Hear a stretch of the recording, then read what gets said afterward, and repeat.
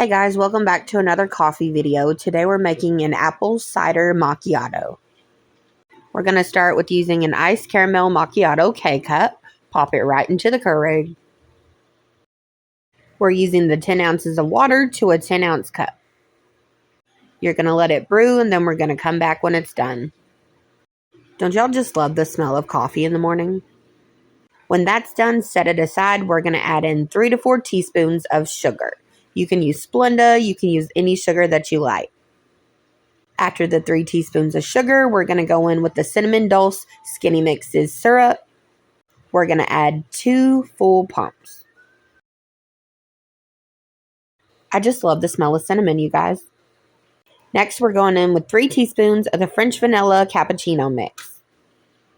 There's just something about that vanilla smell when you open the can. It just smells so good. After placing that into your glass, get you a frother or a spoon and mix very well. After that's all mixed well, you're going to go in with the oat milk Starbucks brown sugar shaken espresso creamer. You can add 2 to 3 tablespoons for this recipe. If you haven't tried it yet, go try it, you guys. This is at Kroger. After that, top it with your favorite whipped cream. This is the original dairy whipped cream.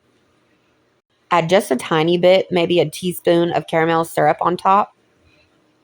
Then finish it off with the apple cider McCormick finishing powder sugar. This has both cinnamon and apple pieces. And that's how you make an apple cider macchiato. If you enjoyed this recipe, make sure to give this video a thumbs up and don't forget to follow us for more. Recipe will be at the end. Bye guys.